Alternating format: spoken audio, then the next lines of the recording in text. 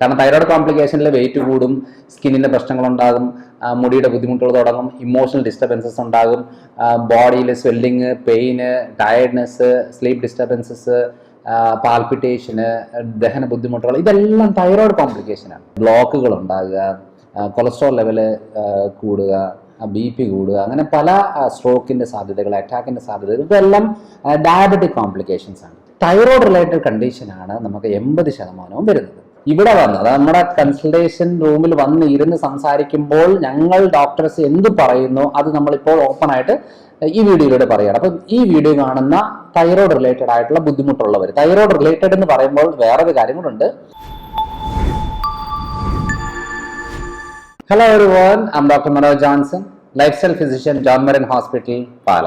ഇന്ന് നമ്മൾ ഡിസ്കസ് ചെയ്യാൻ പോകുന്നത്, ഞാൻ ഏറ്റവും കൂടുതൽ ചികിത്സിക്കുന്ന ഒരു മേഖല തൈറോയ്ഡ് ആയതുകൊണ്ടും തൈറോയ്ഡിൻ്റെ complications, diabetic complications, varicose related condition, ഈ 3 കാര്യങ്ങളാണ് ഞങ്ങളുടെ ഹോസ്പിറ്റലിൽ മെയിനായിട്ടും ട്രീറ്റ് ചെയ്യുന്ന ആരോഗ്യ പ്രശ്നങ്ങൾ. അപ്പോൾ ഈ ആരോഗ്യ പ്രശ്നങ്ങളിൽ സത്യം പറഞ്ഞാൽ ഭൂരിഭാഗം പ്രശ്നങ്ങൾ വന്നു. വെയിറ്റ് കൂടും, കാരണം തൈറോയ്ഡ് കോംപ്ലിക്കേഷനിൽ വെയിറ്റ് കൂടും, സ്കിന്നിൻ്റെ പ്രശ്നങ്ങളുണ്ടാകും, മുടിയുടെ ബുദ്ധിമുട്ടുകൾ തുടങ്ങും, ഇമോഷണൽ ഡിസ്റ്റർബൻസസ് ഉണ്ടാകും, ബോഡിയിൽ swelling, pain, tiredness, sleep disturbances, പാൽപിറ്റേഷന്, ദഹന ബുദ്ധിമുട്ടുകൾ, ഇതെല്ലാം തൈറോയ്ഡ് കോംപ്ലിക്കേഷനാണ്. അതേപോലെ ഡയബറ്റിക് കോംപ്ലിക്കേഷൻസ് എന്ന് പറയുന്നത് കാലിൽ രോമം പൊഴിയുക, അതേപോലെ കാലിന് കളർ മാറുക, മരവിപ്പ്, പുകച്ചിലുണ്ടാകുക, ഉദാഹരണ പ്രശ്നങ്ങൾ ഉണ്ടാകുക, കാഴ്ചയ്ക്ക് മങ്ങലുണ്ടാകുക, ഷോൾഡർ സ്റ്റിഫ്നെസ് ഉണ്ടാകുക, അതേപോലെ ബ്ലോക്കുകൾ ഉണ്ടാകുക, കൊളസ്ട്രോൾ ലെവല് കൂടുക, BP കൂടുക, അങ്ങനെ പല സ്ട്രോക്കിൻ്റെ സാധ്യതകൾ, അറ്റാക്കിൻ്റെ സാധ്യതകൾ, ഇതെല്ലാം ഡയബറ്റിക് കോംപ്ലിക്കേഷൻസ് ആണ്. അതേപോലെ വെരിക്കോസ് റിലേറ്റഡ് കണ്ടീഷനിൽ ഞങ്ങൾ ഏറ്റവും കൂടുതൽ ചികിത്സിക്കുന്ന രീതി എന്ന് പറയുന്നത് വെരിക്കോസ് വ്രണങ്ങളാണ്. അതായത് വെരിക്കോസിന് ഇതുവരെ എഫക്റ്റീവ് ആയിട്ടുള്ള മെഡിസിൻസ് കണ്ടുപിടിച്ചിട്ടില്ല. കാരണം നമ്മൾ നരമ്പ് തടിച്ചു വരുന്നു, അത് കഴിഞ്ഞ് കട്ടുകഴുപ്പ് വേദനകൾ ഉണ്ടാകുന്നു, അതുപോലെ തന്നെ കാലിന് കളർ മാറുന്നു, ചൊറിച്ചിലുണ്ടാകുന്നു, പൊട്ടുന്നു, വ്രണമാകുന്നു, അത് കരിയാതെ വേദനയെടുത്ത് ഇങ്ങനെ കാലങ്ങളോളം നടക്കുന്നു. അതിന് ലേസറും സ്ക്ലിയോയും സർജറികളും ചെയ്യുന്നു, കഷായങ്ങൾ കുടിക്കുന്നു, എണ്ണകൾ തൂക്കുന്നു, പല രീതിയിലുള്ള കാര്യങ്ങൾ ചെയ്യും.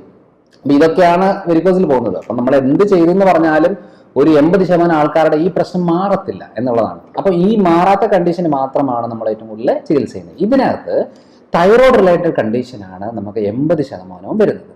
ഈ 80% വരുന്നതിനകത്ത് ഞങ്ങൾ തന്നെ നടത്തിയ ഒരു റിസർച്ചാണ് ഞാനിപ്പം ഈ പറയുന്നത്. കാരണം ഇത് മെഡിക്കൽ ടെക്സ്റ്റിൽ പഠിപ്പിക്കുന്നില്ല.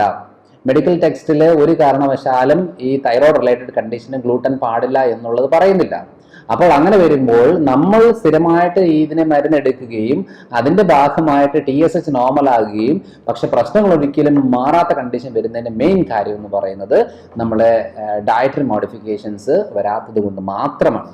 സോ നമ്മളുടെ രീതി അനുസരിച്ച് നമ്മൾ ഈ ഡയറ്ററി മോഡിഫിക്കേഷൻസ് വരുത്തി അതിന് പ്രോപ്പറായിട്ടുള്ള മെഡിസിൻസ്, സപ്ലിമെന്റ്സ് കോമ്പിനേഷൻ കൊടുത്ത് ചെറിയ രീതിയിലുള്ള ലൈഫ് സ്റ്റൈൽ മോഡിഫിക്കേഷൻ വരുത്തുമ്പോഴത്തേനും അവർ തൈറോയ്ഡ് മെഡിസിൻ എടുക്കുന്നവർക്കും ഈ നമുക്ക് ഈ പറയുന്ന മെച്ചങ്ങൾ കിട്ടും. അപ്പോൾ ഇവിടെ വന്ന് നമ്മുടെ കൺസൾട്ടേഷൻ റൂമിൽ വന്ന് ഇരുന്ന് സംസാരിക്കുമ്പോൾ ഞങ്ങൾ ഡോക്ടേഴ്സ് എന്ത് പറയുന്നു അത് നമ്മളിപ്പോൾ ഓപ്പൺ ആയിട്ട് ഈ വീഡിയോയിലൂടെ പറയുകയാണ്. അപ്പം ഈ വീഡിയോ കാണുന്ന തൈറോയ്ഡ് റിലേറ്റഡ് ആയിട്ടുള്ള ബുദ്ധിമുട്ടുള്ളവർ, തൈറോയ്ഡ് റിലേറ്റഡ് എന്ന് പറയുമ്പോൾ വേറൊരു കാര്യം കൂടെ. ഈ തൈറോയിഡിന്റെ പ്രത്യേകത എന്ന് വെച്ചാൽ ഇവിടെ വരുന്ന ഭൂരിഭാഗം ആൾക്കാരിൽ കണ്ടേക്കുന്നത്, അതായത് തൈറോയ്ഡ് ഉള്ള കാര്യം അവർക്കറിയില്ല. അതായത് 100 പേര് വന്നു കഴിഞ്ഞാൽ 40 പേർക്ക് അറിയാം അവർക്ക് തൈറോയ്ഡ് പ്രശ്നമുണ്ടെന്ന്, 60 പേർക്ക് അവർക്ക് തൈറോയ്ഡ് പ്രശ്നം ഉണ്ടെന്നുള്ളത് അറിയില്ല. അപ്പം നമ്മൾ പലപ്പോഴും പറയാണ്, ഇപ്പം ആളുകൾ പറയാണ്, എനിക്ക് നന്നായിട്ട് മുടി കൊഴിയുന്നുണ്ട്, എനിക്ക് എപ്പോൾ നോക്കിയാലും കടക്കണമെന്നാണ് ആഗ്രഹം, ക്ഷീണമാണ്, എന്നാൽ കടന്ന ഒരു ഉപയോഗവുമില്ല, ഈ എവിടെയെങ്കിലും പിടിച്ച എല്ലാം വേദനകളാണ്, താരനുണ്ട്, എനിക്ക് ചെറിയ ചെറിയ കാര്യങ്ങളൊക്കെ ഞാൻ അരിശപ്പെടും, ദേഷ്യപ്പെടും, കുട്ടികളോട് വഴക്കുണ്ടാക്കും, എല്ലാം പ്രശ്നങ്ങൾ പറയുമ്പോൾ നമ്മൾ ആദ്യം പറഞ്ഞാൽ ഇത് തൈറോയ്ഡ് ആണല്ലോ, തൈറോയ്ഡ് ചെക്ക് ചെയ്തോ എന്ന് കഴിയുമ്പോൾ തൈറോയ്ഡ് ചെക്ക് ചെയ്തിട്ടുണ്ട്, കുഴപ്പമൊന്നുമില്ല. അപ്പം സത്യം പറഞ്ഞാൽ തൈറോയിഡിന്റെ ഒരു ടെസ്റ്റ് ചെയ്തിട്ട് കുഴപ്പമില്ല എന്നുണ്ടെങ്കിൽ അതിൻ്റെ അർത്ഥം തൈറോയ്ഡ് കുഴപ്പമില്ല എന്നുള്ളതല്ല. കാരണം നമ്മൾ തൈറോയിഡിന്റെ ഒരു പ്രശ്നമുണ്ടോ എന്നുള്ളത് നോക്കി, തൈറോയിഡിനുള്ള 5-8 പ്രശ്നങ്ങൾ വീണ്ടും കിടക്കുകയാണ്, അതിനുള്ള ടെസ്റ്റ് ചെയ്യുന്നില്ല, അതിനുള്ള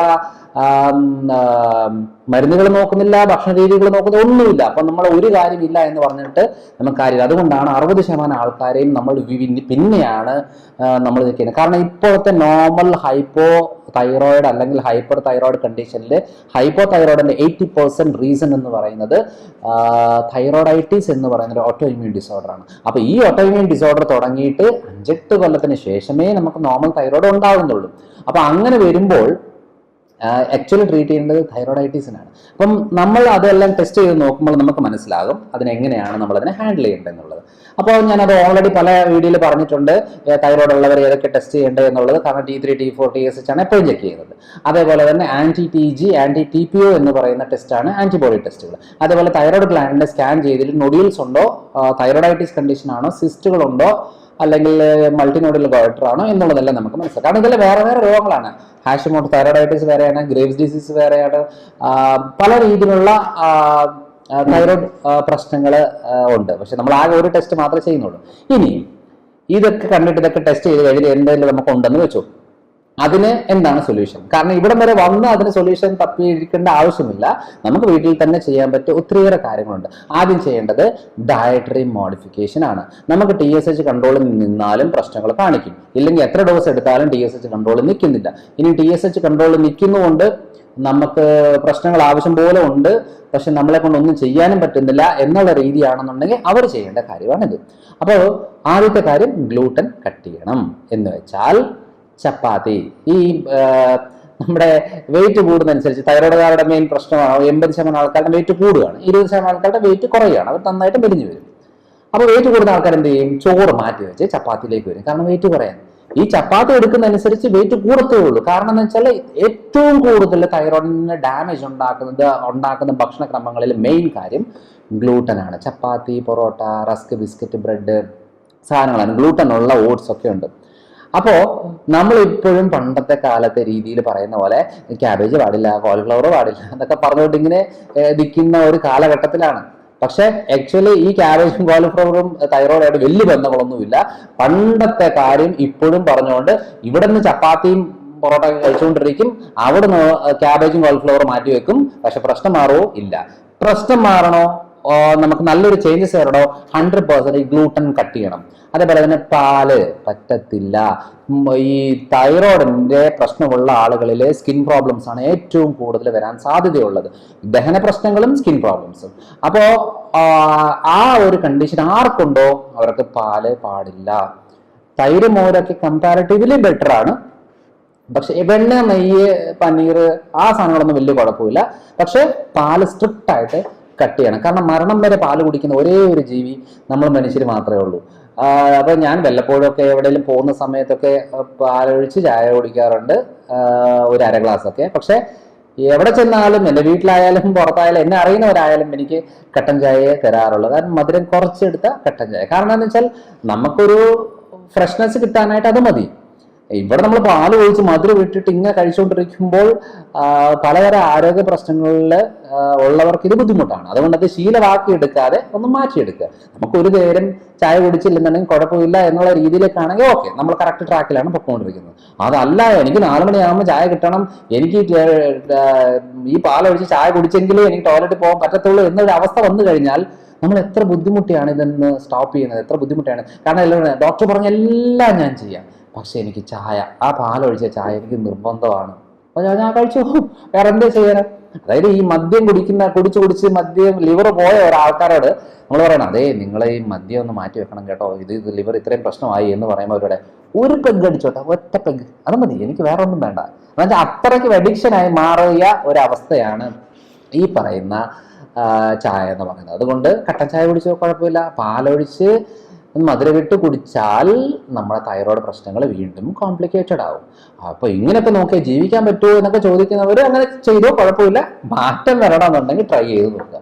അതേപോലെ ഏറ്റവും കൂടുതലായിട്ട് അവോയ്ഡ് ചെയ്യേണ്ട ഒരു കാര്യം എന്ന് പറയുന്നത് സോയ പ്രൊഡക്ട്സ്. നമ്മൾ soyabean, soya sauce, soya milk, soya ball എന്നൊക്കെ പറയുന്ന പല സോയാ പ്രോഡക്ട്സുകളും നമ്മൾ ഇതിനകത്ത് മാറ്റി വെക്കേണ്ടതാണ്. ഈ കേരളത്തിലെ ഒരു ട്രെൻഡ് വെച്ച് നോക്കുമ്പോൾ സോയ അത്ര കോമൺ അല്ല, എന്നാലും എടുക്കുന്നവരുണ്ട്. പക്ഷെ തൈറോയ്ഡ് റിലേറ്റഡ് കണ്ടീഷൻ ഉള്ളവർ സോയ പ്രോഡക്ട്സിനെ മാറ്റി വെക്കണം. ഇനിയുള്ള പ്രധാനപ്പെട്ട ഒരു കാര്യം എന്ന് പറയുന്നത് നമ്മുടെ കപ്പ, നമ്മുടെ ഇടുക്കിക്കാരോട് നമ്മൾ വരുമ്പോൾ പറയാറുണ്ട്, അതെ നിങ്ങൾ കപ്പയൊന്നും കുറക്കണം. എല്ലാവരും അല്ല, ഗർഭാശയ മുഴകള്, പ്രമേഹം, അതേപോലെ തൈറോയ്ഡ് പ്രശ്ന ആളുകള്, ബ്ലോക്ക് ഉള്ളവര്, വെയിറ്റ് കൂടുതലുള്ളവർ, ഇങ്ങനെയുള്ളവരോട് നമ്മൾ പറയുന്നത് കപ്പ കുറയ്ക്കണം കേട്ടോ എന്ന് പറഞ്ഞത്. അപ്പം ഇടുക്കിയിലുള്ളവർ വരുമ്പോൾ പറയും, അതെ ഡോക്ടറെ ഞങ്ങളുടെ പ്രധാന ഭക്ഷണമാണ് ഈ കപ്പ, ഈ കപ്പ ഞങ്ങൾ എങ്ങനെ മാറ്റി വെക്കും എന്ന് പറഞ്ഞാൽ, അതായത് നമ്മൾ ജനിക്കുമ്പോഴേ കാണുന്നത് ഇതൊക്കെ തന്നെയാണ്. അപ്പനമ്മയും കഴിക്കുന്നത് ഇതൊക്കെ തന്നെയാണ്. അവരുടെ അപ്പനും അമ്മയും അവരുടെ അയലോക്കക്കാരും നാട്ടുകാരും എല്ലാവരും ഇങ്ങനെ ആയി വരുമ്പോൾ നമ്മൾ വിചാരിക്കുകയാണ്, അപ്പൊ ഇതാണ് നമ്മുടെ ഭക്ഷണം. ഞാനിത് പറയുമ്പം പേഷ്യൻസിനോട് പറയുന്ന ഒരു കാര്യമാണ്, ഗുരു എന്ന് പറയുന്നൊരു സിനിമ. ഗുരു എന്ന് പറയുന്നൊരു സിനിമയ്ക്കകത്ത് മെയിനായിട്ട് സംഭവിക്കുന്നത് എന്താണെന്ന് വെച്ചാൽ, ആ സിനിമയില് മോഹൻലാലിന്റെ കഥാപാത്രം പറയുകയാണ്, ആ നാട്ടിലെ എല്ലാവർക്കും കണ്ണ് കാണുന്നില്ല, കണ്ണ് കാണാത്ത ആൾക്കാരാണ്. അപ്പോൾ രാജാവായിട്ട് ആരാണ്, സുരേഷ് ഗോപി എങ്ങോട്ടാന്ന് തോന്നുന്നു. അപ്പം ആ സിനിമ പറയാൻ കാരണം വെച്ചാൽ, നമ്മൾ പറയുകയാണ്, അതെ അവിടെ ഒരു കുഞ്ഞ് ജനിക്കുമ്പോൾ അവിടുത്തെ എന്തോ ആമൽപ്പഴമോ എന്തോ ഒരു പഴം ഇങ്ങനെ ഇങ്ങനെ പിഴിഞ്ഞ് ചാറെടുത്ത് അത് ആ കുഞ്ഞിന്റെ കണ്ണിലേക്ക് ഒഴിച്ചു കൊടുക്കും. അല്ല ആ ഒരു പഴം കഴിക്കുന്ന ആൾക്കാരുണ്ട്. ആ പഴം കഴിച്ചു കഴിയുമ്പോൾ എന്നാ സംഭവിക്കുന്നതെന്ന് വെച്ചാൽ, അത് നല്ല രുചിയുള്ള പഴമായതുകൊണ്ട് ഇവരിങ്ങനെ കൂടുതൽ കഴിച്ച് ആ നാട്ടിലെല്ലാവർക്കും കണ്ണ് കാണത്തില്ല. ഒരു സുപ്രഭാതത്തില്, അത് മോഹൻലാലിന്റെ കഥാപാത്രം, പേരെന്തെന്ന് എനിക്ക് ഓർമ്മയില്ല, കഥാപാത്രം പറയുകയാണ്, മനസ്സിലാവും ഈ പഴം നമ്മൾ കഴിച്ചു കഴിഞ്ഞിട്ട് ഇത് കഴിച്ച് വളരെ ടേസ്റ്റി ആയിട്ട് തോന്നി കഴിയുമ്പോൾ ഈ ടേസ്റ്റി ആയിട്ടുള്ള പഴം നമ്മൾ വീണ്ടും കഴിക്കുന്നു. കഴിച്ചു കഴിഞ്ഞപ്പോഴാണ് നെക്സ്റ്റ് ഡേ അല്ലെങ്കിൽ അന്നത്തെ നൈറ്റ് കഴിയുമ്പോഴത്തേനും ഈ മോഹൻലാലിന്റെ കഥാപാത്രത്തിന് കണ്ണ് കാണുന്നില്ല. അപ്പൊ അവിടെ സ്ട്രിക്റ്റ് ആയിട്ട് പറയുന്ന ഒരു കാര്യം ഉണ്ടായിരുന്നു, ഇതിന്റെ കുരു പാടില്ല, അത് നമ്മളെ ആകെ നശിപ്പിക്കുന്നതാണ് എന്നൊക്കെ പറഞ്ഞേച്ച് ഇരുന്നിട്ട് അവസാനം അതൊരു വിഷമാണ്. ആ വിഷം എന്താ പറയാ, ആ വിഷം അത് കഴിച്ചു കഴിഞ്ഞാൽ മനുഷ്യൻ മരിക്കുകയും അങ്ങനെ ബുദ്ധിമുട്ടുണ്ടാകുകയും ചെയ്യുന്നത് കൊണ്ട് പഴം മാത്രമേ കഴിക്കുകയുള്ളൂ, കുരു കഴിക്കത്തില്ല. അവസാനം ഈ നമ്മുടെ ഈ കഥാപാത്രം, മോഹൻലാലിന്റെ കഥാപാത്രത്തിനും സംഭവിക്കുന്നത് എന്നാന്ന് വെച്ചാൽ, അവര് ആ പഴം കഴിച്ചു, കണ്ണുപോയി. അവസാനം നമ്മുടെ രാജാവ് എല്ലാം പിടിച്ച് അവസാനം കൊല്ലാനായിട്ട് വിധിക്കുന്നു. അതിന്റെ ഭാഗമായിട്ട് ഈ പഴത്തിന്റെ നീര് എടുത്ത് കുടിപ്പിക്കുന്നു. അപ്പൊ അതിന്റെ കുറച്ച് കഴിഞ്ഞപ്പോഴത്തേനും മോഹൻലാലിന്റെ കഥാപാത്രത്തിന് കാഴ്ച വന്നു. അപ്പോഴാണ് മനസ്സിലായത്, അതെ നിങ്ങൾ ഇത്രയും നാളും കഴിച്ചുകൊണ്ടിരുന്ന ഈ പഴമാണ് നിങ്ങളുടെ കാഴ്ച നഷ്ടപ്പെടുത്തിയത് എന്നുള്ളത് പറഞ്ഞിട്ടും ആ നാട്ടുകാർ അംഗീകരിക്കുന്നില്ല. അവസാനം കുറച്ച് കുട്ടികൾ വന്നു, പിന്നെ അവരുടെ ഈ കുരുവെടുത്ത് വെച്ച് നീരെടുത്ത് അങ്ങനെ അവരുടെ കഴിക്കാൻ കൊടുക്കുകയും കണ്ണിലൊഴിക്കുക അങ്ങനെയൊക്കെ ചെയ്യുന്നത് കൊണ്ട് വീണ്ടും എല്ലാവർക്കും കണ്ണ് തിരിച്ചു വരുന്ന ഒരു കഥയാണ് ഗുരു എന്ന് പറഞ്ഞൊരു സിനിമയിലുള്ളത്. അതിന്റെ കഥ വേറെയാണ്, പക്ഷെ ഞാൻ ഇത് എടുത്തതിന്റെ കാര്യം എന്ന് വെച്ചാൽ, നമ്മുടെ നാട്ടിൽ ഇങ്ങനെ ഒരു കൾച്ചറാണ് കിടക്കുന്നത്. നമ്മൾ വിചാരിക്കുകയാണ് ഇതാണ് ശരി, ഇതാണ് കാര്യം. ഗ്ലൂട്ടൻ എന്ന് പറഞ്ഞാൽ എന്താന്ന് വീണ്ടും ചോദിക്കുന്ന ആളുകളാണ് നമ്മൾ. അപ്പോ ഇവിടെ നമ്മൾ ചോറും കപ്പയും കാര്യങ്ങളും തന്നെയാണ് നമ്മുടെ പ്രധാന ഭക്ഷണം, അത് മോശമല്ല. പക്ഷെ ഇത് തന്നെ നമ്മൾ റിപ്പീറ്റഡ് ആയിട്ട് അളവ് കൂടി 3 നേരവും 4 നേരവും ഒരേ കാര്യം തന്നെ കഴിച്ചുകൊണ്ടിരുന്നു കഴിഞ്ഞാൽ അതിന്റെ ഭാഗമായിട്ടാണ് ഈ മുഴകളും പ്രമേഹവും തൈറോയ്ഡ് പ്രശ്നങ്ങളും. ഞാൻ എൻ്റെ ഒരു സ്റ്റഡീസ് വെച്ച്, കാരണം ഏറ്റവും കൂടുതൽ തൈറോയ്ഡ് റിലേറ്റഡ് കണ്ടീഷൻ ട്രീറ്റ് ചെയ്യുന്നതുകൊണ്ടാണ് പറയുന്നത്. നമ്മുടെ ഹോസ്പിറ്റലിൽ വരുന്ന ഏറ്റവും കൂടുതൽ കേസുകൾ ട്രീറ്റ് ചെയ്യുന്ന തൈറോയ്ഡ് ആയതുകൊണ്ട് ആ തൈറോയ്ഡ് കേസിൽ നമുക്ക് മനസ്സിലായ കാര്യം എന്ന് വെച്ചാൽ, ഒരു 5 കൊല്ലം കൂടെ കഴിഞ്ഞു കഴിഞ്ഞാൽ ഈ കേരളത്തിലെ ഒരു 80% ആളുകൾക്കും തൈറോയിഡിനാണ് സാധ്യത. കാരണം ഒന്ന് ആലോചിച്ച് നോക്കിക്കേ, അയോഡിൻ ഇല്ലാത്ത ഉപ്പാണ് തൈറോയ്ഡ് ഉണ്ടാക്കുന്നത് എന്ന് പറഞ്ഞേച്ച് ഉള്ള ഉപ്പ് നിറയെ അയോഡിൻ ആക്കിയിട്ട് തൈറോയ്ഡ് 10 ഇരട്ടി കൂടിയിട്ടുണ്ട്. അല്ലാതെ അതിനകത്ത് വേറെ വലിയ അത്ഭുതമൊന്നും സംഭവിച്ചിട്ടില്ല. അപ്പൊ ഒരു വീട്ടില് ഒരാൾക്ക് എന്ന് പറഞ്ഞ് തുടങ്ങിയിട്ട് ആ കുടുംബം മുഴുവനും അതായത് കുടുംബം എന്ന് പറഞ്ഞ മക്കള്, മക്കളുടെ മക്കള്, അവരുടെ മക്കൾ എന്നൊക്കെ പറഞ്ഞ് എല്ലാവർക്കും തൈറോയിഡിലേക്ക് മാറിക്കൊണ്ടിരിക്കുകയാണ്. അപ്പൊ അതുകൊണ്ട് നമുക്ക് തൈറോയ്ഡ് ഉണ്ട്, അങ്ങനെയാണെന്നുണ്ടെങ്കിൽ നമ്മൾ ശ്രദ്ധിക്കേണ്ട കാര്യം എന്താ, നമ്മുടെ മക്കൾക്ക് തുമ്മലായിട്ട് വരുന്നുണ്ടോ, താരൻ ഉണ്ടാകുന്നുണ്ടോ, സ്കിൻ പ്രശ്നങ്ങളുണ്ടോ, വെയിറ്റ് വല്ലാതെ കൂടുന്നുണ്ടോ, പീരിയഡ്സിൽ ഇറഗുലാരിറ്റി വരുന്നുണ്ടോ, തൈറോയ്ഡ് ആണെന്ന് ഉറപ്പിച്ചാൽ മതി. അല്ലാതെ നമ്മൾ വേറെ ചികിത്സ ചെയ്തുകൊണ്ട് പോയി കഴിഞ്ഞാൽ ഒരിക്കലും ആ പ്രശ്നം മാറില്ല.